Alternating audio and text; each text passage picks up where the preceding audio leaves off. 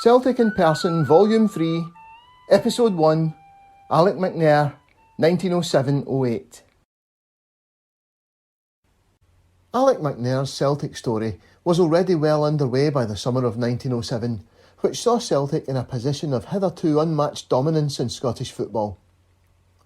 Winners of the treble of Scottish League, Scottish Cup and Glasgow Cup, they had won their third consecutive championship with an almost contemptuous ease in 1906-07, with only the cup competitions proving a challenge, Third Lanark twice taking the lead in the Glasgow Cup final, while it had taken 3 attempts to get past both Morton and Hibernian in the Scottish Cup.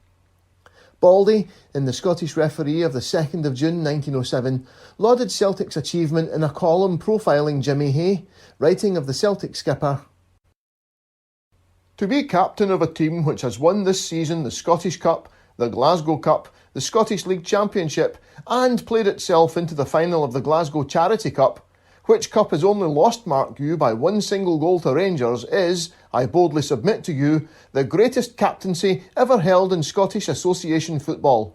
In fact, I might venture to make it British, if you please."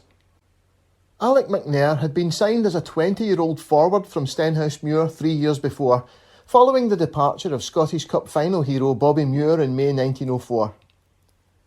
He made a scoring debut from outside left in a benefit match for his former Stenhousemuir teammate James McBride. In his first season at the club, he played a significant part in Celtic's first title win in 6 years, starring in a half-back role in place of Sonny Jim Young in the 4-0 win at Ibrox in March 1905 that set up the league playoff match at Hampden in May.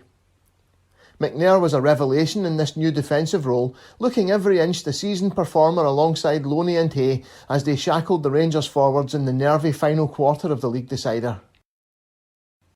Over the next 2 seasons, McNair, while not having a settled position, was rarely out of the side, his composure and skill making him the consummate all-rounder, so impressive wherever he played that Willie Maley always found a place for him. In 1906-07, with Willie Loney suffering a long-term injury that kept him out for most of the season, McNair had played mainly at centre-half, and Loney's absence was barely felt as Celtic cantered to the title and Scotland's first League and Scottish Cup double. Such was Celtic's pre-eminence that summer, that it was with a sense of some shock that newspapers reported on the news filtering back from the club's tour of Denmark that they had lost 2-1 to a Copenhagen select, billed as a Denmark 11 on the 5th of June. Little note was taken of 5-1 and 4-2 victories over Copenhagen selects in the following days. The playing pool was strengthened over the summer of 1907 by the acquisitions of forwards Willie Kivlikin from Rangers, 16-year-old Davy McLean from Forfar Athletic and fullback Jimmy Weir from Ayr United. All 3 would prove popular additions, but stay at the club for relatively short spells, many fans believing McLean and Weir in particular were sold too soon. After a hugely successful spell in England, McLean would go on to be yet another player from the period who turned out for both Celtic and Rangers, playing 1 season at Ibrox in 1918-19 when he scored an incredible 29 goals in 24 league matches, despite which they still finished second to Celtic. Kivlikin would join Tom Maley's Bradford Park Avenue in 1911, with whom he would gain promotion to the First Division in their new strips of green and white hoops. He was a Glasgow University student and after eventually completing his medical studies would become Celtic's club doctor, tending to John Thompson on the Ibrox pitch that fateful September day in 1931. Famously one of the few Catholics to play for Rangers before their signing of Maurice Johnston in 1989, Kivlikin's father had been keen for him to become a priest, but after spending 2 terms at seminary, the young Kivlikin, although he remained a devout Catholic for the rest of his life, discerned that he did not have the vocation. His father thereafter refused to fund any further studies, leading to his career in football. All 3 new signings would play their part in the new season, which the Scottish referee was confidently predicting would be a successful one in their preview of the 2nd of August 1907. In even guessing the prospects of the Celtic club, one is safe in saying that they are bright. Each year sees the Parkhead boys at the very front, and so long as the club is so diplomatically conducted as it is, nothing but serious misfortune will prevent it from taking a leading part in Scottish football.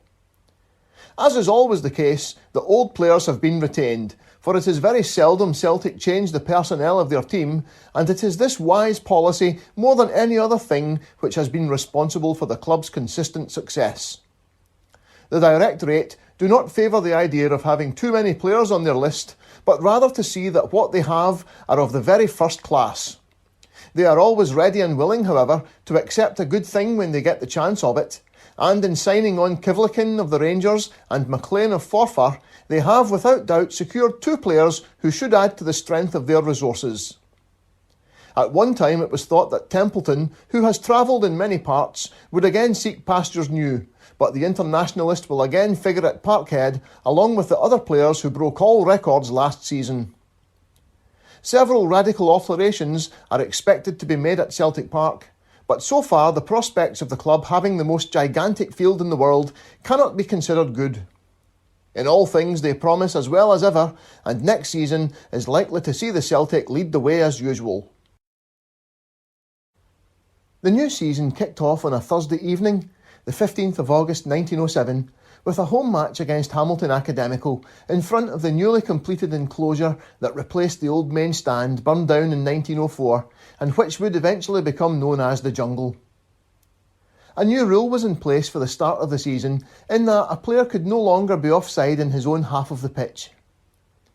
On a miserably wet evening, in front of a surprisingly sparse crowd, estimated at only 1,000 at kick-off time in the Scottish referee of the 16th of August 1907, although this was being rapidly augmented, the campaign got underway with a 3-0 win through goals by Peter Summers and a double from, aptly, David Hamilton. Back in the team after missing most of the previous season through injury was Willie Loney, filling in for Jimmy Hay at left half, while Alec McNair continued at centre half. After Motherwell were beaten 3-0 on the first Saturday of the season on the 17th of August, Jimmy Quinn opening his account for the season with a double, Loney was rewarded for his 7 years of service with a benefit match against Rangers on the 19th of August. The Scottish referee gave a brief report on the 23rd of August 1907 of a match in which Willie Orr made a rare appearance in his final season at the club. A benefit match on behalf of the Celtic's popular halfback was played at Parkhead when the Rangers and Celts provided the attraction. There would be 6,000 spectators present, and they were treated to an excellent exhibition from both sides.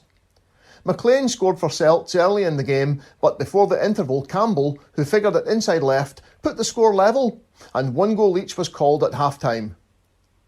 Early after the resumption, Kivlikin gave the Celts the lead again, and R.C. Hamilton equalised. Unfortunately, Quinn met with an accident and had to leave the field, but Hamilton came on in his place and had the honour of scoring the winning goal for the Parkhead team. All through, the play was interesting and enjoyable, and in every respect, the match was a distinct success. A man of many nicknames, such as the Obliterator, the Destroyer, and the Gobbler, Loney was signed from Denny Athletic in June 1900 and patrolled the centre of the pitch, breaking up attacks with a ferocious determination that belied his quiet demeanour, leading by example rather than exhortation when he inherited the captaincy on the departure of Jimmy Hay in 1910. It's worth restating that the centre-half position at the beginning of the 20th century was a very different role from that of the classic stopper centre-back, which came into existence after a change to the offside law in 1925, meaning only 2 defenders had to be between the attacker and goal when the ball was passed forward. In response, Arsenal manager Herbert Chapman devised the WM formation, which saw the centre-half pulled back into the defensive line.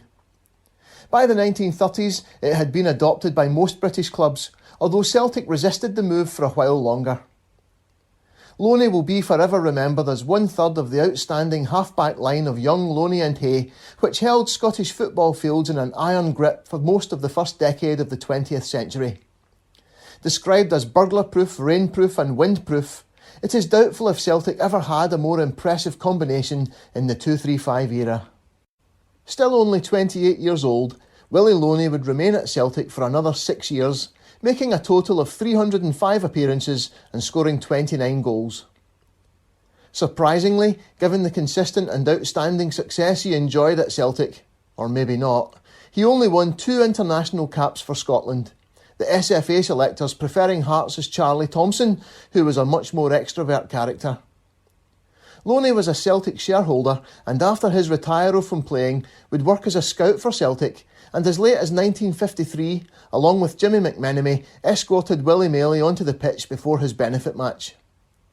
Willie Loney was one of the most influential figures in the early history of Celtic and deserves to be remembered as one of the greats. After opening the league campaign with 3-0 wins over Hamilton and Motherwell, the next few games proved more difficult, the forwards continuing to impress, but the defence struggling as 3-2 wins were recorded over Morton, Dundee and Falkirk, with the winner at Capello coming from centre-forward for the day Willie Kivlickin in the last few minutes. The team really began to falter in September, the first point being dropped at Rugby Park in a 0-0 draw, with many reports suggesting Kilmarnock were unfortunate not to win. Of more concern was an injury to Alec McNair, forcing Celtic into several reshuffles as the 10 men struggled to cope with a determined and hard-working Killie side, and which kept him out of the team until the end of the month. Another point was dropped the following week at home to Airdrieonians in a match marred by crowd trouble and the excessive rough play which seemed to be a feature of the season so far. The Scottish referee wrote on the 23rd of September 1907, "It was a wild 10 minutes after Airdrieonians secured the lead, and more discreditable incidents have seldom been witnessed, play being stopped every other minute to allow players of either side being brought round." For the second week in a row, Celtic had to manage with 10 men for much of the match, Donny McLeod being withdrawn twice after a failed attempt at a comeback at the beginning of the second half. It was a match dominated by Celtic, but the Scottish referee described their shooting as execrable. Airdrie took the lead midway through the second half before Jimmy Quinn salvaged a point with a goal 7 minutes from time. None of the newspapers mentioned it in their reports on the 23rd of September, but there were sporadic crowd disturbances during and after the match, with missiles being thrown as the players left the field. The Scottish referee of the 4th of October 1907 reported on Celtic being censured and fined by the SFA for the crowd problems, and also trouble for the referee, whose lax handling of the match had attracted criticism. At a meeting of the referee committee of the Scottish Football Association held at 6 Carlton Place, Glasgow on Wednesday, Mr John Liddell QP presiding, a report by Mr JBF Stark that missiles had been thrown by the spectators at Celtic Park during the progress and at the conclusion of the match Celtic v Airdrieonians was considered. Evidence was heard and it was decided to censure the Celtic club, fine them £15 and instruct them to post bills inside the ground warning the spectators that such conduct would not be tolerated. The referee, Mr JBF Stark, was examined on his conducting of the game, which the committee deemed unsatisfactory, and suspended Mr Stark from refereeing for a month. By the time the referee committee issued their fine, Celtic were in the midst of a mini-crisis, with any thoughts that the league campaign would be the same procession as the previous season firmly dashed by their first defeat of the season, a 2-1 loss at Pittodrie on Monday the 23rd of September 1907, in what proved to be Willie Orr's final competitive appearance for the club. Even on the morning of the match, the newspapers were hinting that the title could well change hands, with Rangers in fine scoring form. The Glasgow Herald wrote, "This week, 2 particularly interesting ties supply Glasgow with football fare out of the ordinary kind. Third Lanark, fresh from a hard-won triumph over Partick Thistle, oppose Rangers, the team of the season, at Ibrox. And Queen's Park, with the confidence begotten of a fortnight's separation from defeat, appear at Celtic Park to fight what at one time appeared to be a forlorn battle. Evidence is not wanting that Celtic are far from being the invulnerable force they were last season, and this decline in play, coupled with the unfortunate crippled state of the league champions, invests the Parkhead tie with an importance it never looked like having." Having just praised Rangers, the report went on to conclude with a less favourable comment, but forecast a much tighter league race this season. "To crown all, St Mirren, a club we have from the outset pointed to as serious competitors for honours, so thoroughly defeated the heart of Midlothian that even the margin of 2 goals did not adequately represent their superiority. The decline of the Celtic, the not too convincing form of the Rangers, and the destructive possibilities that exist in the hitherto unconsidered minor clubs invests this year's league campaign with an attractiveness which has been wanting for many seasons.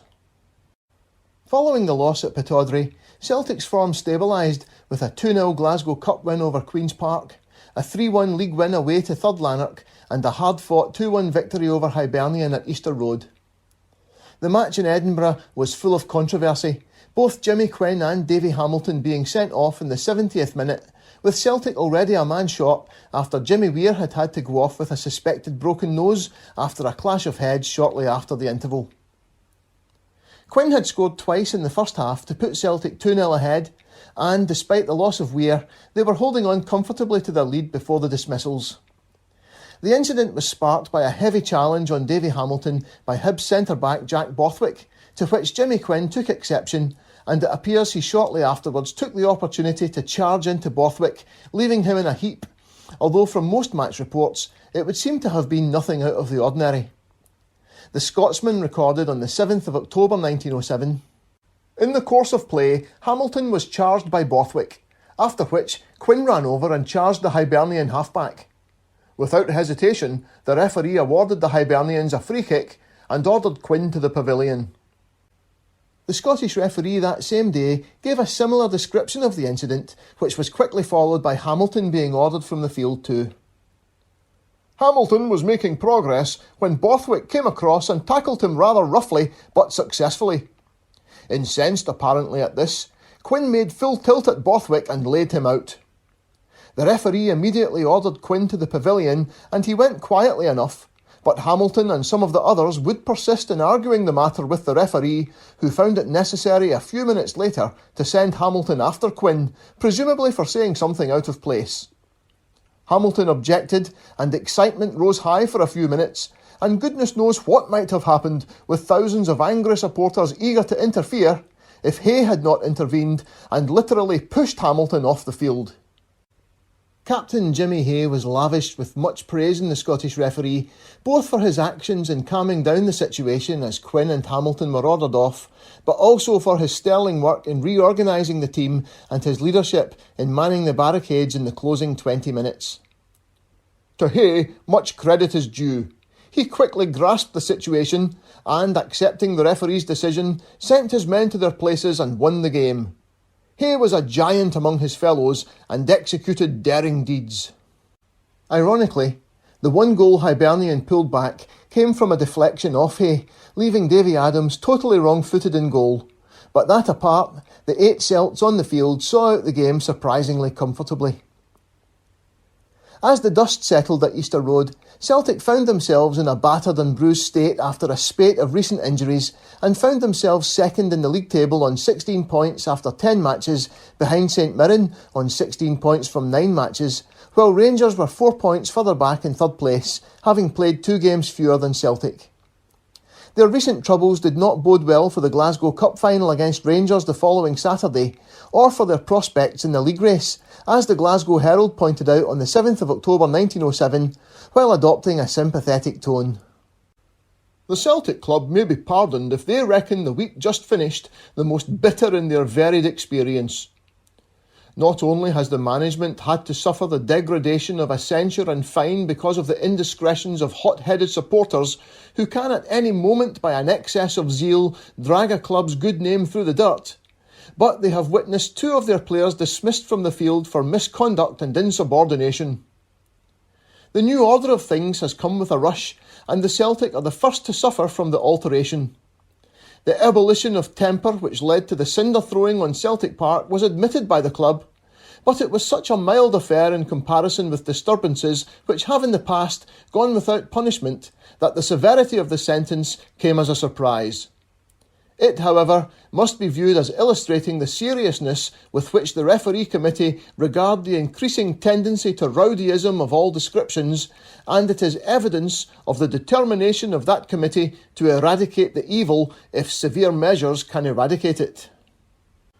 Turning to Quinn and Hamilton's dismissals, the paper hinted that they too were victims of a new determination to stamp out rough play, with referees more likely to take action following the suspension of JBF Stark, who, it was felt, had allowed the Celtic Airdrieonians match a few weeks before to get out of hand. To our mind, Quinn's dismissal was the outcome of the firm stand taken by the referee committee, who had, in the suspension of a referee, shown that timorousness on the part of an official was as detrimental to the game as rough play by a player. The result is that referees, having come to the conclusion that they will be supported if they exercise their authority and dealt with if they don't, have stiffened their backs and will summarily punish offences which they have too often smiled at. Many actions more serious by far than Quinn's have brought no penalty, and again we emphasise that Quinn, like the Celtic club, is suffering from the rigid enforcement of the new order. To this extent, we have sympathy with the Celtic centre. With Hamilton, we have none. No one knew it yet, but Celtic's league programme was about to be put on hold for almost a month due to the Glasgow Cup final, which would take 3 attempts before a resolution, all of them on successive Saturdays, to the fury of many of the other clubs in the league, who were beginning to feel that the competition was being given undue priority. The fact was, though, that the competition was wildly popular with the fans of the Glasgow clubs, and this is reflected in the huge crowds drawn to the ties, especially when Celtic and Rangers contested the final. Anticipation was rising early in the week, and the Glasgow Herald reported on the rising sense of excitement in the city. As usual, the Glasgow Association provides not only the first final tie of the season, but the first really great event of the season. Interest in this final at Hampden Park on Saturday is accentuated by the extraordinary happenings of Saturday, when Rangers disappointed and Celtic amazed. From a Celtic point of view, it is happy that Quinn and Hamilton will be available if required, seeing that the Association do not consider their offences this week, while they also congratulate themselves on Young being again sound. No matter how the clubs are represented, the game will be a stern one, with the issue more than usually doubtful. There are possibilities about the Rangers' attack which can be put against the certain strength of the Celtic defence, and the result appears to hang on the ability of the Rangers' back division to withstand the Celtic forwards. The contestants appeal to the great majority of the Glasgow public, and given favourable climatic conditions, all records for a club match in Scotland should be beaten. The record attendance for a club match in Scotland was indeed beaten, with up to 75,000 spectators thronging the ground, although it was still short of the 80,000 who had watched the Scotland v England International in 1906, despite the terracing having been recently extended. The Scottish referee reported on the 14th of October 1907, "A scene that recalled that on the same field in 1906, when the International v England took place, was witnessed on Saturday. It is true that the final attendance was not equal to the Grand National, of which the official figures were over 80,000, but in some respects the scene transcended the National, so far at least as the gorgeous spectacle shown by the northern terracing is concerned. This is now 30 feet higher than it was in April 1906, and so it presented to the eye a more inspiring sea of faces than it did 2 years ago. The entire amphitheatre, even with its 80,000 all told, was, for a Glasgow majority final, the greatest tribute St Mungo's citizens have paid to this event since its institution in 1887. The majority final was being so called because it was the coming of age of the Glasgow Cup, in this, its 21st final. The gargantuan crowd demonstrated that the tournament was more popular than ever with the paying public. Celtic were in poor shape on the day, missing both regular fullbacks Donny McLeod and Jimmy Weir, and also unwilling to risk Willie Orr, who was by now semi-retired. So 2 of the halfbacks, Alec McNair and Jimmy Hay, were pulled back, Young and Loney being joined by John Mitchell. They lined up Adams, McNair, Hay, Young, Loney, Mitchell, Bennett, McMenemy, Quinn, Summers, Hamilton. Rangers were missing their regular keeper, Alex Newbigging, who had suffered a family bereavement the day before, replaced by John MacArthur, and their line-up included 2 ex-Celtic players, Robert Campbell and George Livingston. The match was a classic game of 2 halves, with Celtic well on top in the opening 45 minutes, while they seemed to run out of steam in the second half and Rangers took over strongly. Alec Bennett put Celtic ahead in the 9th minute after a blistering shot from Jimmy McMenemy had been tipped over the bar at full stretch by the Rangers keeper. From the resultant corner, a goalmouth scramble was resolved by Bennett firing home from almost under the crossbar. For the remainder of the half, Rangers were holding on grimly, Athletic News reporting on the 14th of October 1907. Bennett and McMenemy were elusive as a firefly, and twice MacArthur conceded corners and was glad to do it. About this time, there was really only one team in the hunt, and only the most resolute defence on the part of Jackson and Craig, assisted by the half-backs lying well in the rear, kept the clever and eager Celtic forwards at bay.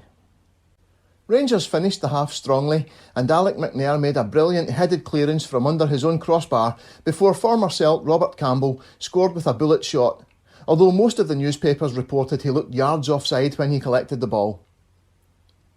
5 minutes into the second half, Jimmy Quinn put Celtic ahead again, crashing home a header from Davy Hamilton's cross.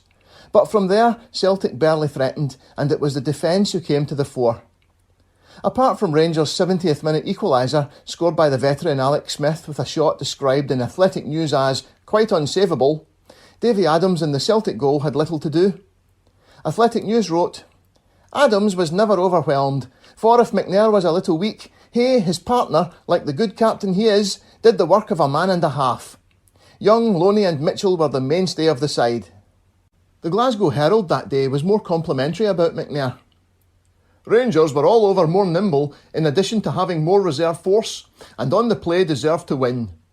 That they did not may be put down to two facts: the determined and at times brilliant defence of Hay and McNair, and their reliance on Campbell as goalscorer, despite repeated proofs that the centre-forward was not only allowed few openings, but was unable to do himself justice in those he did get. The moral honours of the match go to Celtic. They had to play two half-backs at back. Both did well, but their club suffered for want of them at half-back." As usual, when Celtic and Rangers posted a draw in a cup match, there were dark mutterings about fixes, with another bumper gate expected for the replay. But there were also voices raised in protest from other clubs about the disruption the Glasgow Cup was bringing to the league programme, which would now be extended into another weekend. The Scottish referee reported on the 18th of October 1907, "Following precedent established by the Scottish ties and also by the GFA in past finals, the replay of last Saturday's draw takes place tomorrow afternoon on Grandest Hampden, which, apart altogether from the final, as to play, is a sight for gods, for men, and for all to see. The replay, of course, has led to a dislocation and rearrangement of league fixtures, and some comments have been made anent the rich City finalists having it all their own way, whilst the poor provincials are forced to take what they can get. Dundee and St Mirren are most annoyed, the latter especially, for the replay robs them of the Celts at Paisley, their best drawing club, and that too now with Celts and Saints heading the league." These voices would be rising to a crescendo by the close of play at Hampden the following day, when yet another draw was the outcome. Before the replay, Celtic's already injury-ravaged squad would be deprived of the services of Davy Hamilton following the meeting of the SFA's newly established Rough Play Committee that dealt with the sendings off of Hamilton and Quinn at Easter Road. There was a profound difference of opinion between the Scottish referee and the Glasgow Herald over the committee's decision to ban Hamilton for 2 months, while merely censuring Quinn, a decision which reflects the commonplace nature of the offence which resulted in Quinn's dismissal. The Scottish referee wrote on the 18th of October, "We must candidly confess that we are surprised at these sentences administered by this new and repressive committee.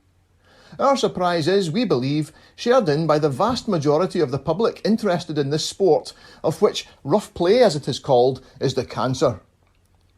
We are also surprised at the committee's procedure in administering a sentence of censure when the offender was in absentia. This decision, and the procedure which led up to it, weaken extremely the functions and influence of the committee on behalf of the object for which they were appointed. Censure, in the circumstances, is a species of weak legislation we were not prepared for from this Committee of Reform, appointed with full powers to cure the cancer. It occurs to us, however, that the referee, having ordered off the Celtic centre-forward, that his position as final arbiter on the game and its players is very much affected by this sentence. To order off a player is to the referee proof that his offence warranted this drastic step, and so the mere censuring of the player carries with it the censure of the referee, who is presumed to have erred or been too severe in his estimate of the incident.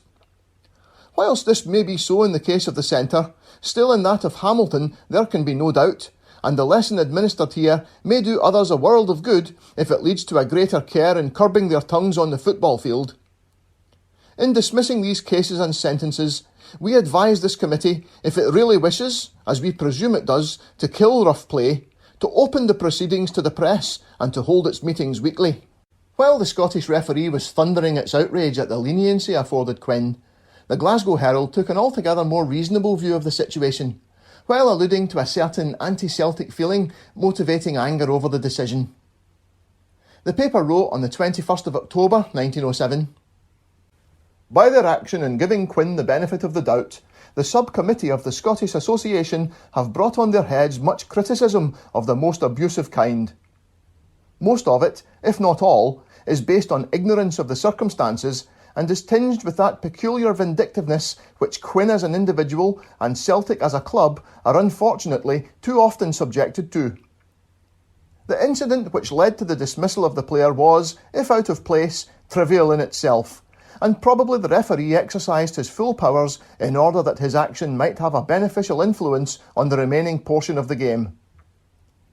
The committee was well represented at the game, and, having first-hand information, they took advantage of it to the extent of bringing forth the criticisms referred to.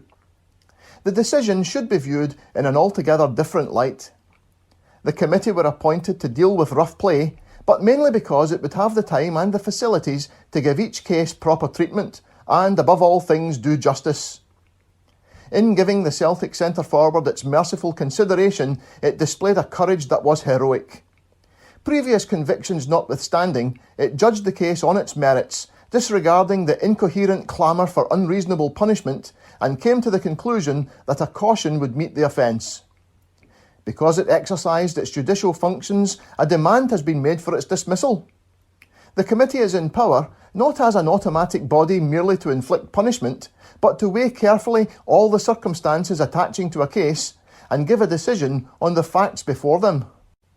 The committee may have shown some clemency to Quinn, but a 2-month ban for Hamilton for saying something out of turn to the referee seems excessive. Hamilton's enforced absence from the team meant a debut appearance for 21-year-old Billy Semple, a recent signing from the junior ranks.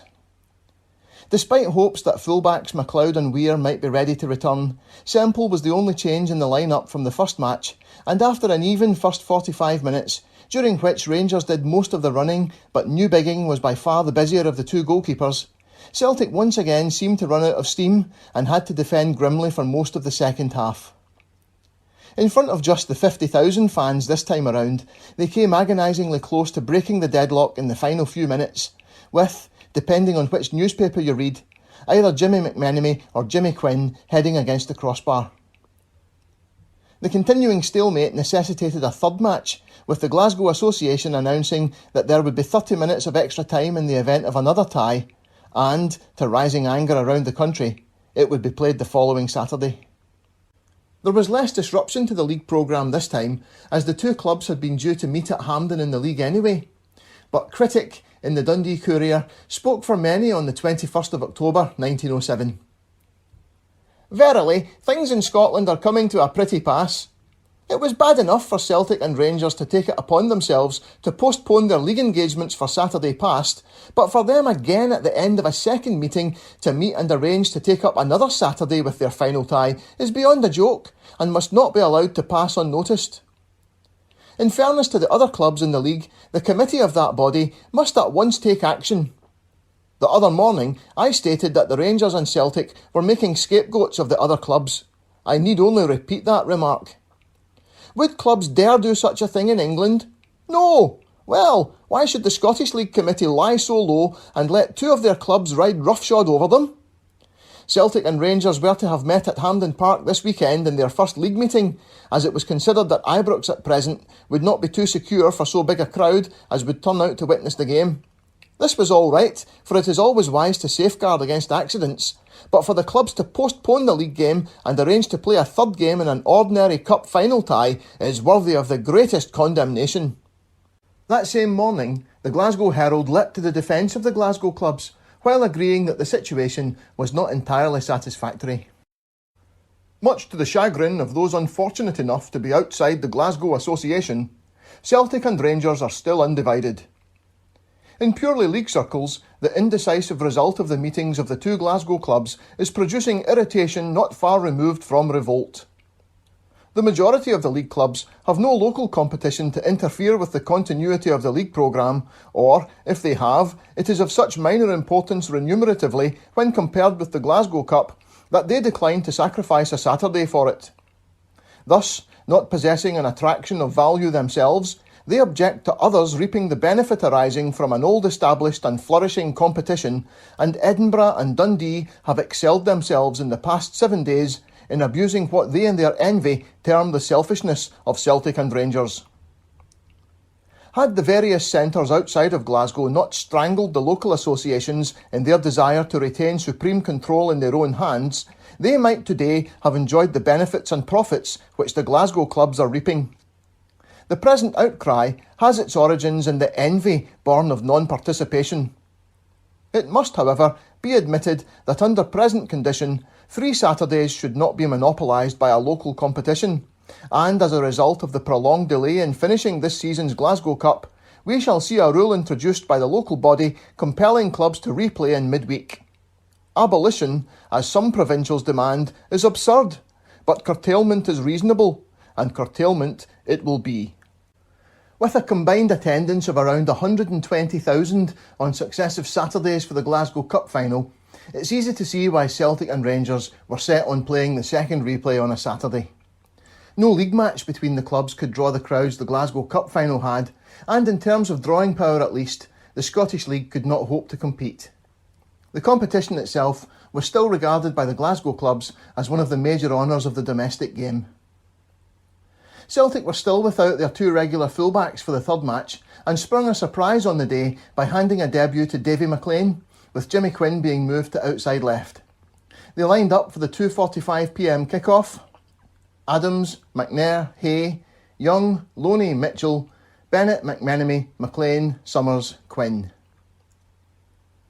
Given the makeshift look of the Celtic defence and the manner in which Celtic had tired badly in the second half of the first 2 matches, Rangers were slight favourites going into the match, but it was Celtic who grabbed the game by the scruff of the neck from the outset, Jimmy McMenemy enjoying one of his best days as he dictated the pace of the game with his precise passing and impeccable control of the ball. The Scottish referee wrote on the 28th of October 1907, "'Twas to McMenemy, than whom there was no finer moving forward afield, that Celts owed their progress to goal. He raced and placed to perfection." Along with Alec Bennett, McMenemy tore apart the Rangers' defence, which had looked so strong in the first 2 matches, and it was no surprise when Celtic opened the scoring on 15 minutes through Peter Summers, who took advantage of Newbigging and Jackson in the Rangers' defence colliding with each other as they attempted to clear across to walk the ball into the empty net. Athletic News recorded on the 28th of October 1907, "McMenemy served Bennett and the latter lofted an easy ball into goal.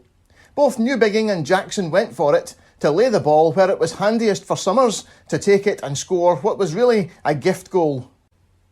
Celtic kept on the pressure after the opener, forcing a series of corners, although many reports mention that Jimmy Quinn, outside left for the day, had forgotten how to take them, sending more than one straight behind the goal. The second goal came on 26 minutes, and it was as well crafted as the first was gifted. After Alec Bennett won a free kick on the edge of the box, a quick series of passes ended with Willie Loney prodding the ball through for Davy McLean to mark his debut with a goal. The Glasgow Herald wrote on the 28th of October 1907, "The first goal was symptomatic of the lack of understanding in the Rangers' ranks, but the second was the result of one of the cleverest movements of the 3 games, McLean finishing it as all such movements deserve to be finished." The half-time whistle saw Celtic in a comfortable and fully deserved 2-0 lead. But once again their fitness proved wanting in the second half, and after Archie Kyle pulled one back for Rangers on 66 minutes, they faced a fraught last quarter of the match. Now Davy Adams came to the fore, defying the Rangers forwards with a brilliant display of goalkeeping. The Scottish referee wrote on the 28th of October 1907, "Shots from left, right and centre sped into the Celts' goal, in which dexterous, confident and clever there stood that man Adams, whom Celts have to thank for the joyful cup now theirs. They generously accorded their saviour an ovation, as was his due. By him beaten, Rangers retired from the arena after one of the most desperate efforts to live and not die any final tie has seen." Finally, After 3 gruelling matches, Celtic had prevailed, winning the Glasgow Cup for the 4th year in succession and for a record 9th time in the tournament's 21 years. Despite Rangers' strong finish, Jonathan Oldbuck in Athletic News was of the opinion that the better team had won, although he surely was not the only observer to note that there must have been concerns about the fitness levels in the Celtic side. Celtic were the better team in the first half, and Rangers were not so much superior in the second. With Celtic, there was always an impression of security, which was lacking on the other side. This was due in the first place to the stonewall defence of Hay and McNair, aided by the blanketing of Campbell by Loney. Then again, neither Jackson nor Craig was sure in punting. Craig spooned the ball frequently, and Jackson kept too much of his attention for Quinn and too little for the leather. Young played his best game in the final, although he again tired. Mitchell was very effective in holding Livingston and never turned a hair in the doing. The Parkhead forwards combined much better than the Rangers 5, but in the second half they were well held by the Rangers halfbacks, and I am strongly of opinion that the whole Ibrox team are the better trained lot at the moment. McLean is a smart lad, very natural in his manipulation and a good shot. He is not 17 yet and so has a fine opportunity of developing. Quinn was not a great success on the wing, but he has been so long out of the position that it was like making a debut there. Bennett and McMenemy made a capital wing, as usual, but the former is in a fair way of being spoiled by the enthusiasm which his dribbling runs arouse. He is a delightful player, but these solo efforts clearly put his stamina to a severe test. The Glasgow Cup final of 1907 may have been the first time at a major final that the trophy was presented publicly to the winning side after the match. Traditionally, it had been presented at a banquet later in the evening in one of Glasgow's finer hotels, but latterly the Glasgow Cup had been handed over in the pavilion after the match and usually picked up by the chairman of the winning club. It appears from a rather disapproving aside in the Scottish referee of the 28th of October 1907 that the handing over ceremony took place in front of the pavilion, and Jimmy Hay possibly became the first Celtic captain to accept a trophy in the now traditional manner.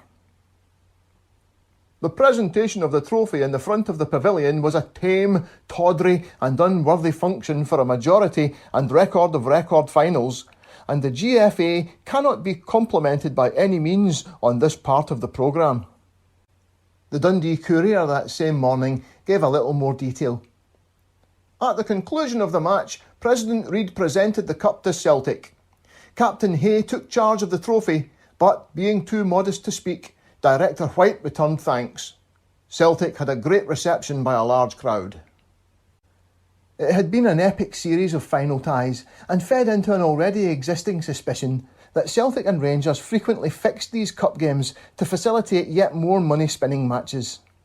Such were the grumblings over this particular series, exacerbated by the disruption to the league programme, that the Glasgow Herald felt compelled to jump to the defence of the clubs on the 28th of October 1907. How anyone witnessing the 3 games and knowing how keen the Celtic-Rangers rivalry is could entertain any doubt of the honesty of the drawn games passes comprehension. Yet the fact remains that there are those who can see nothing but arrangement in the protracted meeting. They forget that the circumstances, the difficulty, impossibility rather, of securing the agreement of 22 players and referees to fraud, the certainty of a miskick upsetting all the best plans, and the equally certain dread of the conspiracy becoming public, render the idea impracticable, and that anything impracticable is not likely to be entertained in football, commercialised as it is nowadays. The best guarantee of all is the interest of the public. The 3 games have brought over £5,000 out of the pockets of the people, have induced an aggregate attendance of something like 180,000, and this last game of the 3 showed no decrease of interest. Had the discerning football public, who have a keen eye and a strong antipathy to anything not thoroughly straight, believed that the games were not fought on the most straightforward lines, the attendance last week would not have reached 5 figures. To put the case plainly, numbers and money talk, and that eloquently.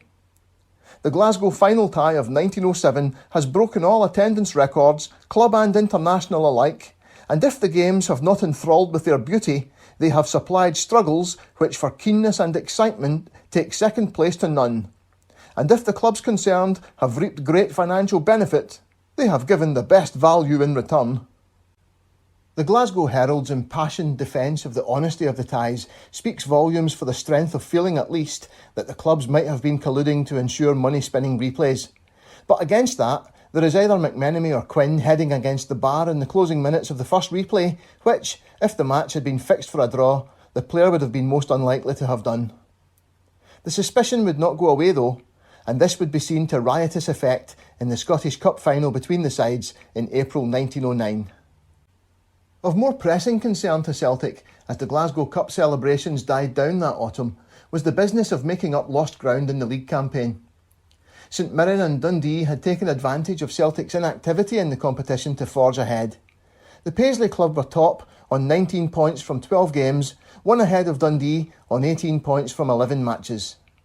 Celtic were now tied in third place with Falkirk, both teams on 16 points, although Celtic had played only 10 matches to Falkirk's 11. Rangers were a further 4 points behind in 6th place, although they had played only 8 games, so could still match Celtic's total. Celtic had had to postpone league matches against both St Mirren and Rangers to accommodate the Glasgow Cup final. St Mirren and Dundee were both enjoying good seasons so far, and many of the papers tipped them as possible title challengers, but it was Falkirk who would prove the most difficult for Celtic to shake off as the campaign developed. In front of only 6,000 supporters the week after the Glasgow Cup final, Celtic beat Port Glasgow Athletic, traditionally awkward opponents at Celtic Park, 5-0 with a hat-trick from David McLean, and, the Scottish referee of the 4th of November 1907 reported, the Celtic supporters were vastly entertained by Semple, who gave a really brilliant display. After routine wins over Clyde and Queen's Park, the second defeat of the season was sustained at Tynecastle, Celtic going down 1-0 to Hearts, with Jimmy Quinn on the left wing and Willie Kivlikin playing at centre forward. Again, there were concerns about Celtic's stamina, the Scottish referee reporting on the 25th of November 1907.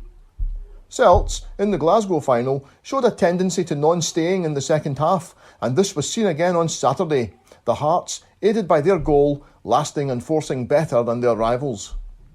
A 0-0 draw against the Adrionians on the 28th of December left Celtic with it all to do if they were to retain the league title.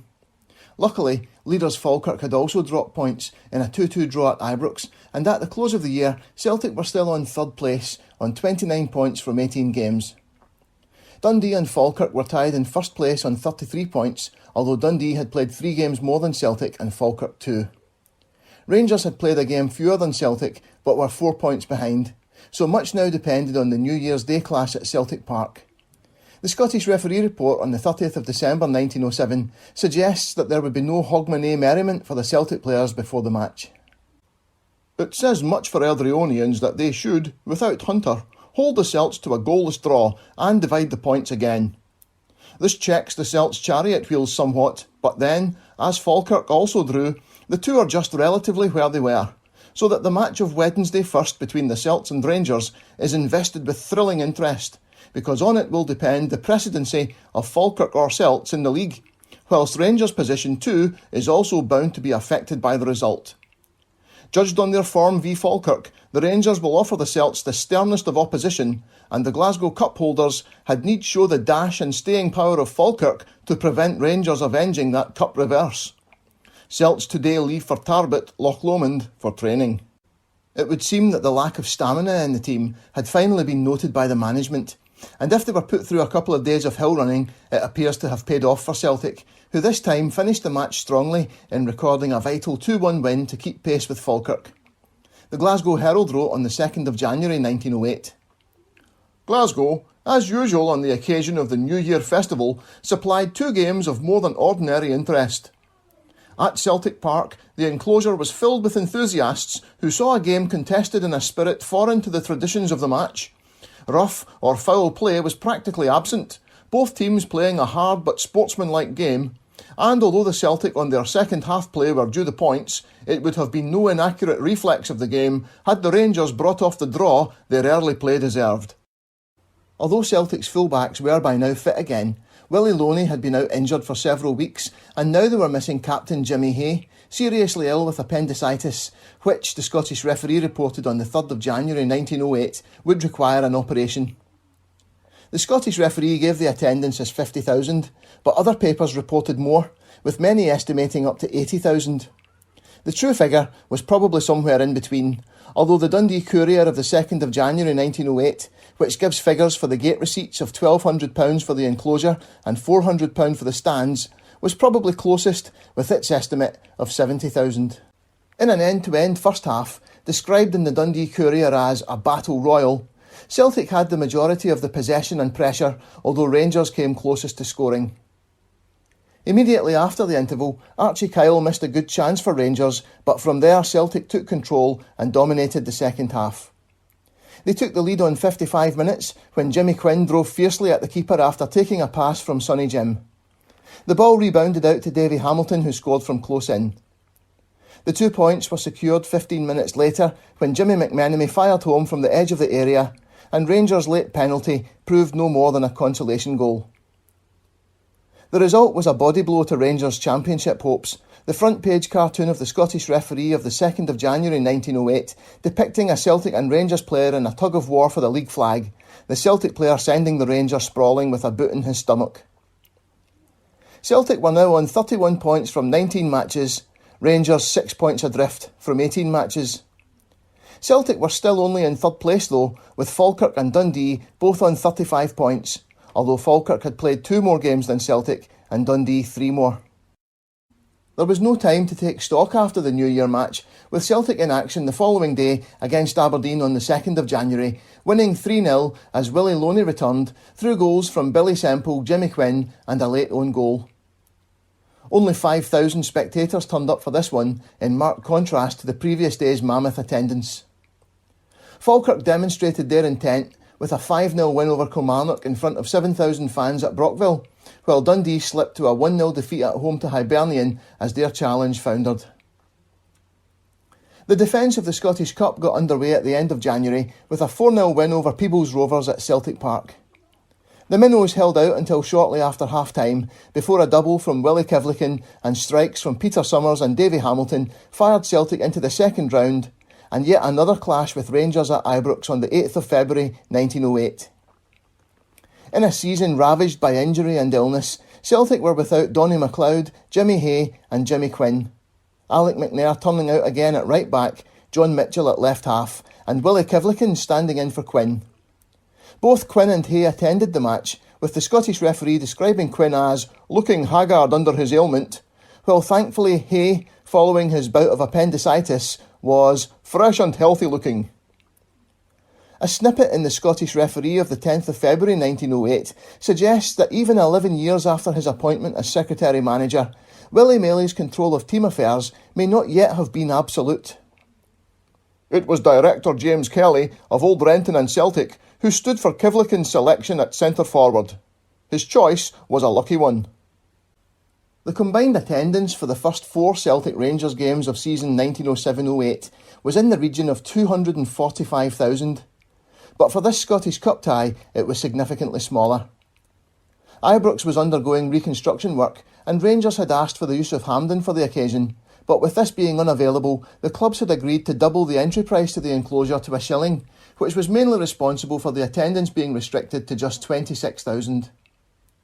There were accusations of greed on the part of the clubs, but over the past 15 years it had been demonstrated on many occasions that doubling the price halved the attendance, and it was very much a decision taken on safety grounds. The Glasgow Herald of the 10th of February wrote, "After failing to secure Hampden Park for their tie, Rangers and Celtic agreed on doubling the price of admission to Ibrox. This action without doubt influenced the attendance, and it can safely be said that the pronounced abstention was due to the belief that the extra charge was the outcome of greed. Never was there a more erroneous impression. Ibrox Park is at present in course of reconstruction and was deemed, and rightly so, inadequate for the attendance certain at the ordinary rate. In order to avoid danger, Hampden Park was applied for, and failing the use of that enclosure, precaution demanded that £1, by no means a prohibitive amount, be charged. The clubs, instead of being assailed on the policy which dictated this course, deserve congratulation. They realised that the increase would be unpopular. Probably they knew their motives would be misconstrued, but they preferred risking the loss of money and reputation to placing the public in a position of danger." The match itself was described by most observers as a disappointing one. The Dundee Courier recorded on the 10th of February 1908. The game at Ibrox, from which so much was expected, can be written down about the absolute worst Rangers and Celtic have ever played. Instead of firing the enthusiasm of the spectators, as matches between the sides are wont to do, the play had a depressing effect, and the foolish blunder by Newbigging and May, which led to the goal which won and lost the match, was but a fitting climax to a purposeless, lustreless display by the Light Blues. Even Willie Kivlikin's opener was described dismissively in the Courier. When Kivlikin opened the scoring 5 minutes after the start, he was not shooting for goal, but letting out at a dropping ball from Bennett. Newbigging, who is very bad at dealing with high shots, did not look at the leather as it fell into the net. We might suspect the Courier of being in a curmudgeonly mood, contrasting this with the Glasgow Herald's description of the same goal. Kivlikin's first goal was the result of the best individual effort of the 90 minutes, Bennett cleverly beating the defence and giving the centre his opportunity. The Scottish referee went to the opposite extreme of the Courier, reporting that Kivlikin scored one of the most wonderful goals ever seen, not only in British, but in the world's association football. From the reports, it would appear that Bennett had made a surging run down the right wing and found Kivlikin with an inch-perfect cross, which he volleyed first time past Newbigging. Maybe the Dundee Courier correspondent couldn't quite believe it had been intended by either player. Rangers equalised against the run of play on the stroke of half-time, working an opening from a free kick on the edge of the box for Kyle to drive home, half-time being called as soon as Celtic restarted. Celtic had the best of a disappointing second half and went ahead again in slightly bizarre fashion, through a second from Willie Kivlikin, described in the Dundee Courier. Newbigging and May muddled a simple situation. May had the ball at the post with no one near, but instead of kicking clear, he stood irresolute, and then seemed to invite Newbigging to take the ball. So much time had been lost that Kivlikin made up his mind to make a dash for it, and just as the goalkeeper thought he had things to his liking, the Celt was on him, and the ball going along the line away from goal, a scramble occurred between the three of them, and the next thing the spectator saw was the leather soaring into goal.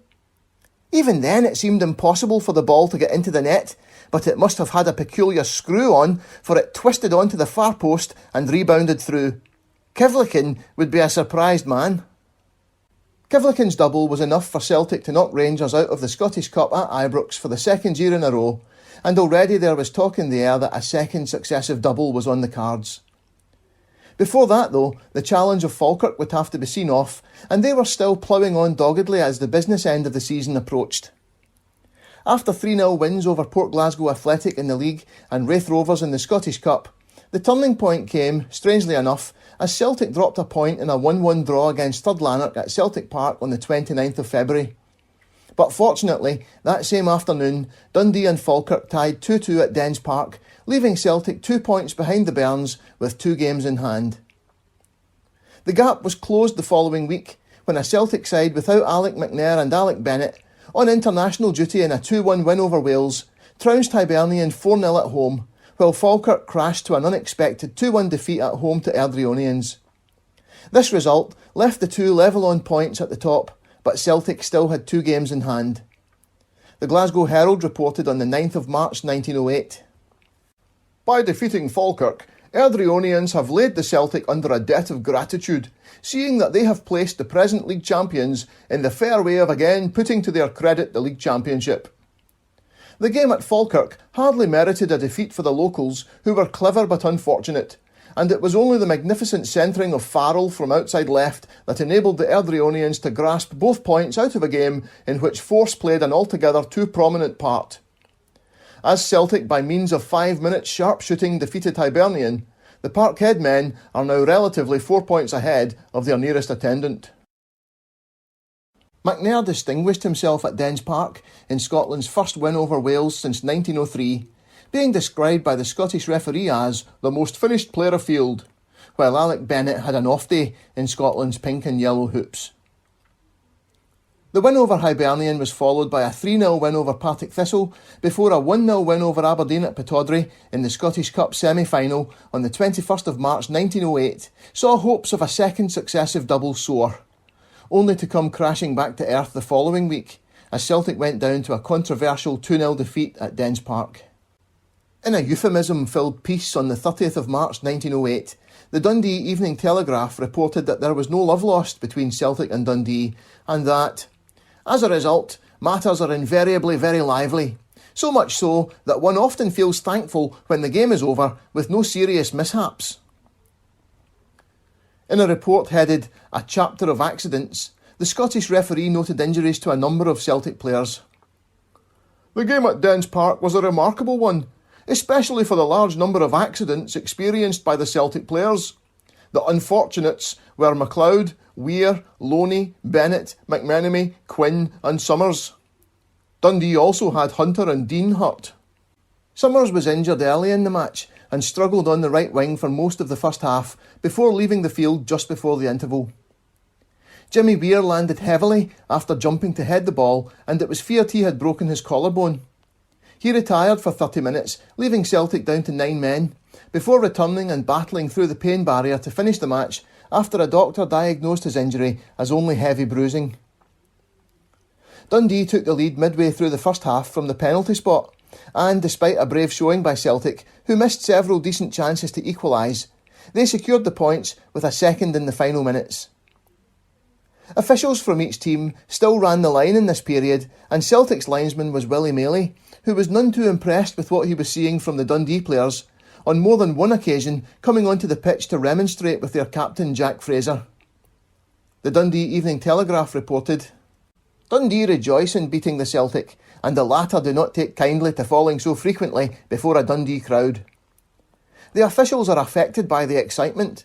This is the only excuse one can put forward for Mr Maley, the Celtic manager and linesman, going on the field and having a heated altercation with Fraser of Dundee over an incident that occurred just on the interval.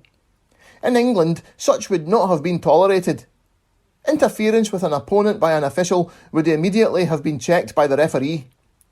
Dundee resented the action of Mr Maley, and whether the matter will go further cannot meantime be definitively stated." Defeat at Dens Park wasn't disastrous for Celtic's championship hopes, but it had allowed Falkirk to pull ahead again by 3 points, having played 3 games more than Celtic. As a measure of the calibre of this Falkirk side, at this stage of the season, with 3 matches left to play, they had scored an incredible 96 goals from 31 games and conceded 35. Celtic, from 28 games, had scored 72 goals for the concession of only 24 from 28 games. Their star player was Jock Simpson, a forward who could play either outside right or centre forward. He scored 32 goals in 33 league appearances this season, and after scoring 100 league goals for Falkirk, joined Blackburn Rovers for a world record transfer fee of £1,800 in 1911. Simpson was born in Pendleton, Lancashire, to Scottish parents, who returned to Scotland months later. But at this time, he was ineligible to play for Scotland, as you could only represent the country of your birth. England refused to cap him while he was playing for a Scottish club, but he made his international debut weeks after moving to Blackburn. He won 2 league titles with Blackburn in 1912 and 1914, and played for England in the home international winning teams of 1911 and 1913. Fired by Simpson's goal-scoring prowess, Falkirk had proven themselves serious championship contenders. The Dundee Evening Telegraph eagerly speculated that Celtic could yet lose the championship to the Brockville club. Celtic failed at the first of the series of difficult hurdles they have to clear ere they can lay absolute claim to the Scottish League Championship. The other tasks they have yet to face are as hard as that of Saturday, for Falkirk, Rangers and St Mirren all want to take points off the Celtic. All 3 lost at Parkhead, and probably all will, like Dundee, have revenge when Celts are their guests.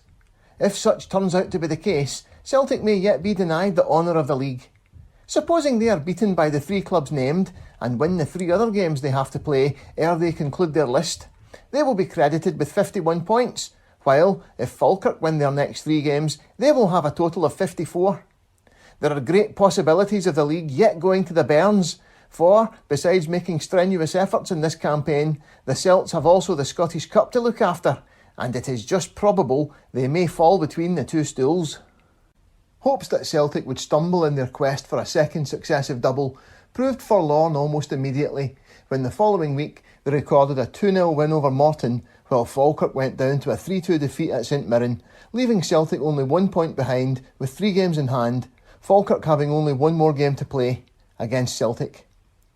This sent Celtic into the Scottish Cup final against St Mirren on the 18th of April, with the championship looking almost certain to be retained. The 1908 Scottish Cup final was, from the neutrals' point of view, one of the great anticlimaxes in the competition's history, as St Mirren, making their first ever appearance in the final, were overwhelmed both by the occasion and by a Celtic team that were at their untouchable best, with the right-wing partnership of Alec Bennett and Jimmy McMenemy in irresistible form. The Dundee Evening Telegraph was fairly representative in its summary of the 20th of April 1908. A hard, towsy game was expected. St Mirren's reputation, especially in previous games v Celtic, led one to look for such. What a disappointment! It was the poorest contested final of recent years, and the public showed their disgust of the proceedings by flocking in their thousands from Hampden half an hour before the finish, fully convinced that such a match could only have but one ending, a great triumph for the Celtic. And in their prognostication, they were right. It was a great triumph for the Celtic, and yet 5-1 hardly represents the real nature of their superiority. Celtic lined up in front of 58,000 spectators for the 35th Scottish Cup final. Adams, McNair, Weir, Young, Loney, Hay, Bennett, McMenemy, Quinn, Summers, Hamilton. Athletic News reported on the 20th of April 1908 that St Mirren had been hoping for a heavier pitch, but a spell of dryness had made the well-drained Hampden sward like a bowling green. Serious consultation among the St Mirren officials resulted in the 11 who had done heroically in previous ties being sent onto the field, while, much to the delight of Celtic's followers, McNair, after a searching trial, was pronounced fit, and so partnered Weir at back, skipper Hayes stepping into left half to the exclusion of Mitchell. St Mirren made a mistake from the outset after winning the toss, but to general disbelief, opting to play against the wind in the first half, with their captain Michael McAvoy possibly preferring to play with the blazing sun behind them instead.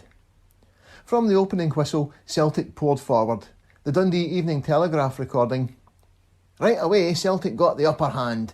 With a good breeze behind them, they swooped down on the Saints' defence and, playing with machine-like precision, had victory within their grasp ere many minutes had gone." Jimmy Quinn and Davy Hamilton both came close in the opening stages, although it was Bennett and McMenemy who were driving Celtic on, and it was Bennett who opened the scoring on 10 minutes after good work by McMenemy and Quinn. A weak clearance by the St Mirren defence only went as far as the Celtic winger, who had a simple task in firing home. Celtic came close to adding to the lead on several occasions, most notably a typical individual effort from Jimmy Quinn, whose storming run ended with a shot that cracked off the crossbar, but it would take another 25 minutes before they could add to their lead. There was an early reference to the argument over the use of round or square goalposts in the Scottish referee in relation to Quinn's shot. Grant, Saints' keeper, rose to the occasion nobly and is really the only one on his side who did so. His saving was worthy of a McBride, although at times he was lucky, as for example when the ball from Quinn's foot, like a rocket, struck the bar and bounded down. Another argument, by the way, for round and not square posts and goal bars. There was a whiff of controversy over the second and third goals, with Jimmy Quinn forcing the ball into the net under a high ball played into the box by Jimmy Weir. What exactly happened is unclear, although some reports suggested something was amiss. Unusually, the Scottish referee was not one of them, recording on the 20th of April 1908. 10 minutes from the interval, Quinn scored a second goal for the Celts with a header, Grant failing badly to fist the ball out. The Glasgow Herald took a different view, writing that same day, "Grave suspicion attached to Celtic's second goal, which had every appearance of having been fisted through."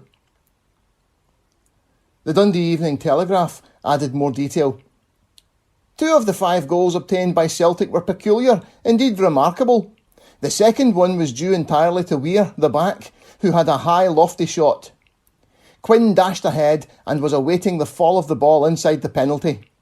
The St Mirren backs were also there, but Quinn so bustled and hustled the lot that he succeeded in getting the ball into the net, although there were protestations that a hand brought about the goal. Athletic News shed more light on it in consultation with the St Mirren goalkeeper James Grant. It was after 36 minutes that the ball was dropped into goal, with Grant and Gordon waiting for it to come down. Quinn saw a chance and raced up, so there were then 3 waiters. It seemed odds on the defenders having the best of the duel, but the ball found its way into the net in a suspicious kind of way. The referee allowed a goal despite an appeal. There certainly seemed something wrong with the point, and at the interval Grant, who was feeling very sore about it, affirmed that Quinn had gripped his hands as the ball dropped past him so that he could not make the least effort to save. Was it a header, handball, or the goalkeeper fouled? In the absence of film of the match, we'll probably never know, but history records the goal as Quinn's, and Celtic went in 2-0 up at half-time, with no one in any doubt that on balance of play at least, they were well worth the lead. The third goal, 3 minutes into the second half, killed the contest, and while again there was a touch of controversy, this time St Mirren had no one to blame but themselves, as their defence stopped, expecting a free kick to be awarded to Celtic for a foul on McMenemy, while Alec Bennett played to the whistle and reaped the benefit. From the Dundee Evening Telegraph, while several players were arguing as to the legitimacy of an attack by McAvoy on McMenemy, Bennett, heedless of the discussion, dashed ahead and easily beat Grant. All thought that the referee would stop the game. He paid no attention to the protestations. It was altogether a silly proceeding on the part of St Mirren. Aggrieved by the nature of the second and third goals, St Mirren briefly rallied and pulled one back 5 minutes later, but this only spurred Celtic on, and 2 more goals were added by Davy Hamilton on 61 minutes and Peter Summers 5 minutes from time. Summers' goal was described in most reports as the best of the game, seizing on a square ball from McMenemy to rifle a shot home from the edge of the penalty box. Just as in the Glasgow Cup final earlier in the season, Celtic were presented with the trophy in front of the pavilion at the end of the match, Jimmy Hay becoming the first Celtic captain to collect the Scottish Cup in front of the supporters. It was Celtic's 6th Scottish Cup win in 11 finals and their second 5-1 victory in the final, although the record score was still Renton's 6-1 win over Cambuslang in 1888. They were now only 4 wins behind Queen's Park in the tournament. With the first leg of the double secured, there was no time to rest on their laurels, as 48 hours later, Celtic faced Hearts at Celtic Park in the league, giving them the opportunity to leapfrog Falkirk at the top. The Scottish referee confidently predicted Celtic would now carry off the double for the second successive season. Looking to their sparkling and combined form in the Scottish final, the banner seems safe, for we reckon that today they will break Hearts and later draw with Rangers and Falkirk and defeat the Saints at Paisley. If this forecast comes off, then the Celts' grand total will be 55 points, exactly the same total as they won the championship with a year ago. Verily, they are the team of the season, and as such, due all compliments and rewards. The first part of the referee's forecast proved accurate, a Jimmy Quinn hat-trick helping Celtic to a 6-0 victory, Jimmy McMenemy, Willie Loney and Davy Hamilton grabbing the others, and Celtic headed to Ibrox on the Saturday, knowing that a win would secure their 4th successive league title. Rangers had just signed noted left-back Jimmy Sharp from Woolwich Arsenal, a player whose services had been offered to Celtic, but the directors, considering the presence of McLeod, Weir and McNair, had opted not to take him on. It was quite a coup for Rangers, and an even bigger than usual crowd was expected to see the internationalist make his debut. The Scottish referee made a cryptic reference to another signing Rangers were in the process of finalising, which, when it came, would devastate the Celtic support. Sharp's inclusion in the defence of the Rangers is, we are also advised, the preparatory move to other distinguished players who will follow the internationalists' example. There is no need to disclose names now, although that busy boy Jones is codgering around waiting with panting tongue and itching pencil to unbosom himself. This was the match which had been postponed earlier in the season due to the Glasgow Cup final saga, and, including Willie Loney's benefit match, would be the 7th meeting of the two this season, and only in the 2 drawn Glasgow Cup matches had Rangers avoided defeat. Rangers had even more incentive than usual to win. The match only served to underline Celtic's superiority as they took the championship in style despite the narrow scoreline. They suffered a severe blow after around 15 minutes, Jimmy Quinn injuring his knee, and although he remained on the pitch, he was capable of doing little more than hobbling up and down the right wing for the rest of the match, visibly in pain whenever the ball came his way. Alec Bennett took his place at centre forward, and it was he who scored the winning goal in the 35th minute, described by Sporting Life on the 27th of April 1908. Celtic won by 1-0, and that goal was got by a brilliant piece of work on the part of Bennett. Getting the ball at midfield, he worked it up and round all opposition, till within 25 yards from goal, and then let drive, but it was too quick for Newbigging to catch. The effort was cheered by all sections of the crowd. Having equalled Rangers' record of winning 4 consecutive league championships, and Celtic now champions 8 times to Rangers' 6, the Glasgow Herald admitted on the 27th of April that they had been premature, and possibly a little optimistic, in talking up other teams' title chances earlier in the season. Looking back over the season, it is easy to indulge in self-condemnation for not recognising that the steadiness of the Celts was bound to tell against the fiery brilliance of some of their rivals. But Falkirk at one period were a great side. Dundee at another had a glittering appearance, and the flashes blinded. The Celts have been steadily winning without giving displays of firework, and it was this very steadiness that gained them the match at Ibrox on Saturday. What football there was in the game came from their forwards, who, although reduced to 4 by Quinn's regrettable breakdown after 15 minutes had gone, played so well as to make their depleted force hardly recognisable. Bennett, with the exception of an occasional weakness in hasty shooting, gave an exhibition that has not been surpassed individually this season. Alec Bennett's heroics had won Celtic their record-equalling 4th successive championship. But by the time Celtic sealed Scottish football's first ever domestic clean sweep at the end of May, he had gone, leaving a profound sense of shock and loss behind him, all the more so because he left for Ibrox. Rumours had been swirling around Bennett for some time, although it had been assumed he would move south, and as you would expect, the switch was deeply controversial. At this time, the 20th of April was the deadline for re-signing players, and no player could be approached by another club before this date. In a letter of complaint to the Scottish Football Association, Celtic stated that when they offered terms to Bennett on the 20th of April, he had refused, saying it would be ridiculous for him to expect from them such a big offer as he had been given by another club. Athletic News suggested Celtic had made their offer to Bennett even earlier, writing on the 1st of June 1908. Celtic's grounds for requesting an inquiry are that Bennett was asked by them on April the 15th to re-sign and that he declined, stating that he had an offer from another club. The Rangers, for whom Bennett signed, are understood to desire the fullest investigation. Rangers, of course, denied approaching Bennett before the 20th of April, but by the end of the month it was common enough knowledge that he would not be re-signing for Celtic. The Dundee Evening Telegraph reported on the 27th of April 1908. Bennett has not yet signed for Celtic, and in some quarters his departure from Celtic Park is looked on as certain. He is the only member of the all-conquering Celtic 11 who has not re-engaged himself, not, however, because of any disagreement with the officials of the club, with whom he is on the best of terms, but through business reasons which demand that he should go south. It is likely that the announcement of his football transfer to a well-known club across the border will soon be officially made. The grapevine was soon buzzing with news that Bennett was headed for Ibrox, and a well-connected correspondent in the Dundee Courier hinted at such in a column sympathetic to Celtic's position, and hinting at Bennett making great financial demands on the 4th of May 1908.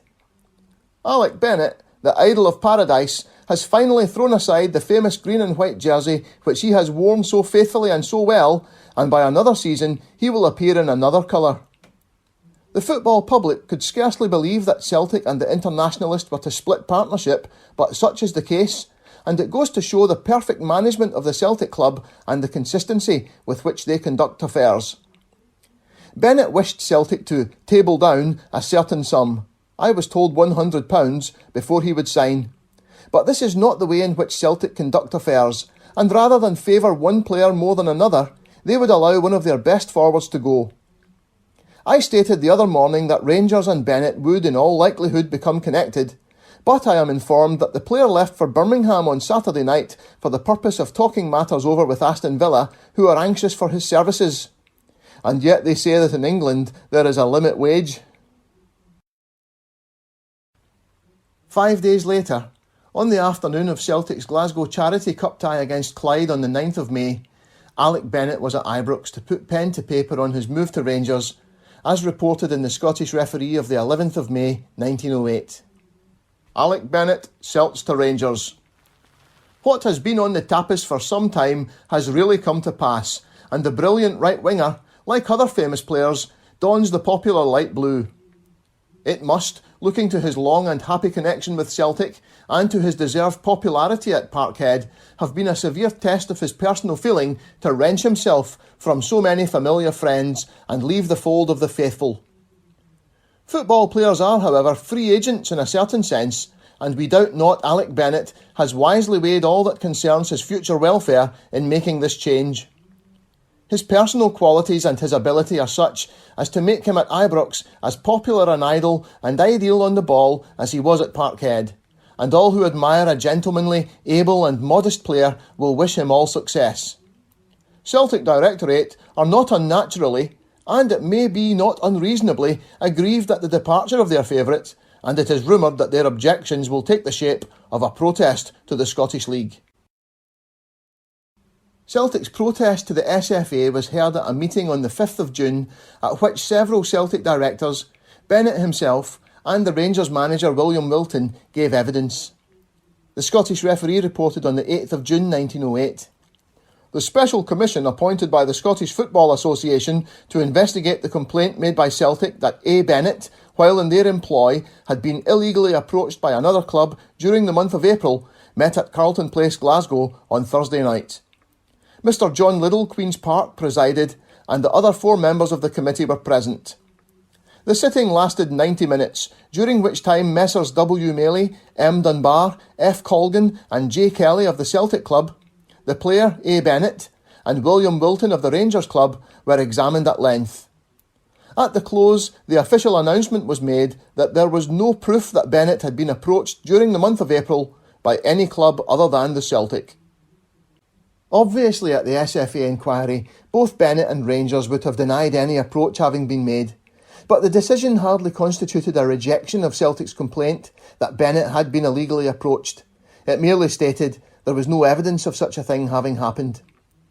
The question must be asked, if Bennett had not been approached by any other club, why would he not have re-signed for Celtic? He had been at the club for 5 success-filled years, was idolised by the Celtic support, and was one half of an incredible wing partnership with his friend since boyhood, Jimmy McMenemy. Bennett had claimed he could not re-sign for Celtic because a huge offer had been made by another club that it would be unrealistic to expect Celtic to match. And this has more of a ring of truth about it than the idea that Bennett had decided, without any other offer, to turn down Celtic's terms. We have reports of the player travelling to England to discuss terms with Aston Villa before he pitched up at Ibrox, which may or may not have been an elaborate ploy to cover Rangers' tracks, who claimed they stepped in only after the 20th of April deadline when he had failed to agree terms with Celtic. It's unlikely that Rangers would have been able to outbid Celtic for any player at this time, given the huge crowds rolling up to see Celtic wherever they played, although that does not discount the possibility that they were willing to go higher than Celtic were. But the simplest explanation for this transfer is that Bennett was a lifelong Rangers fan and had never hidden his affection for them. It seems clear he was approached either by Rangers or someone speaking on their behalf and informed of their interest in signing him. Being a Rangers fan, Bennett was only too happy to join them. Alec Bennett never gave less than his all for Celtic, as evidenced by his championship-winning performance at Ibrox on the 25th of April, when it seems apparent his switch had already been set in motion. Most Celtic fans would not even have grudged him the move to his spiritual home were it not for the bad taste left in the mouth by the circumstances. It was against this backdrop, and without their erstwhile hero, that Celtic completed the first ever clean sweep of the domestic honours in May 1908. The first round of the Glasgow Merchants Charity Cup was played against Partick Thistle at Celtic Park on the 2nd of May, with a full-strength side apart from Billy Semple at outside right in place of the AWOL Bennett, and Davy McLean filling in for Jimmy Quinn in the centre. Everything seemed to be going according to plan when Davy Hamilton gave Celtic an early lead, But with McLeod and Weir being out of sorts at the back, Thistle equalised before half-time and took the lead shortly after.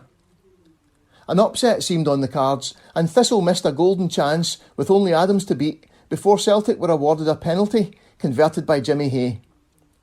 10 minutes from time, Willie Loney won the match for Celtic with a long-range shot.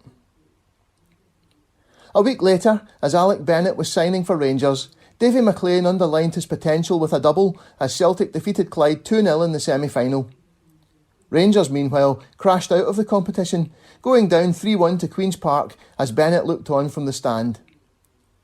Playing for Celtic that day was a recent signing from Forest Mechanics, Dan Munro, and the 21-year-old made a good impression, the Scottish referee writing on the 11th of May 1908. Munro of Forest Mechanics played a great game for Celtic on Saturday, and if he can keep up such form, the Parkhead club will not miss Bennett very much. Curious to state, this lad showed his paces at Ibrox but quite recently, but his ability was not recognised. The final of the competition was delayed until the end of the month due to Queen's Park not expecting to be taking part, having arranged a tour of Denmark. So it was the 30th of May 1908 when the final took place at Hampden Park. The Celtic team that won its fourth trophy of the season was Adams, McLeod, Weir, Young, Loney, Hay, Moran, McMenemy, Quinn, Summers, Hamilton. 29-year-old Martin Moran was making his second debut for Celtic after appearing briefly for the first team in 1898 and had been brought back after a successful career in England, having played the last 3 seasons without missing a game for Chelsea. He would make only a handful of appearances in season 1908-09, but in his first game back would secure a Cup Winners' Medal. There was to be no upset for the Spiders this time, and despite having the better of the first half with the wind at their backs, it was Celtic who came closest to scoring through Jimmy Quinn, who saved the post with a shot, and Davy Hamilton, who had a header ruled out for offside. With the wind behind them in the second half, Celtic dominated proceedings and, inspired by Jimmy McMenemy, described by the Scottish referee on the 1st of June 1908 as easily the best player on the field, scored 3 goals without reply, 2 from Napoleon himself and 1 set up by the inside right for Jimmy Quinn. McMenemy was presented with the match ball in the pavilion after the game.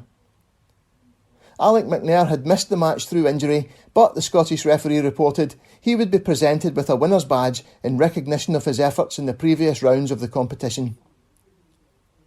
It set the seal on a remarkable season in which an injury-ravaged Celtic looked for a time as though they might relinquish their iron grip on the championship, but had ended with the club attaining even greater heights of success than before, one which, in the absence of European football, could not possibly be bettered. The Scottish referee recorded on the 1st of June 1908. Celts on Saturday put up an unbeatable record by winning the Charity Cup in addition to the Scottish and Glasgow Cups and the League Championship. They have thus eclipsed their 3 cup records of 1892 and 1904, and now, like Royal Alexander, they are left sighing for other cups to conquer. It was now being said that in order to find new challenges, Celtic would have to take part in the Olympic football tournament at that summer's games in London. Season 1908-09 loomed on the horizon, and already Celtic knew that they would face a renewed threat from Rangers, who had posted record financial returns despite finishing only 3rd in the league and had already begun to flex their financial muscles with the signings of Jimmy Sharp and Alec Bennett. More signings were expected over the summer months as Celtic began planning for a season in which they hoped to equal the record of Queen's Park and Vale of Leven of 3 successive Scottish Cups and a 3rd successive double. The fate of the Scottish Cup would be taken out of the club's hands in the most riotous fashion, and you can hear the story in full in the next episode of Celtic in Person.